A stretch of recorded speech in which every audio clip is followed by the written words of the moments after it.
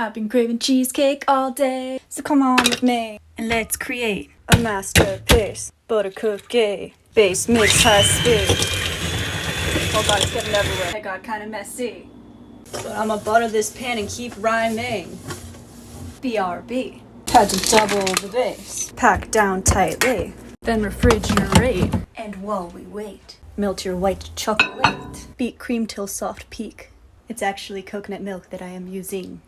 Something to break the cream cheese. Oh god, oh no. Time to fold in everything.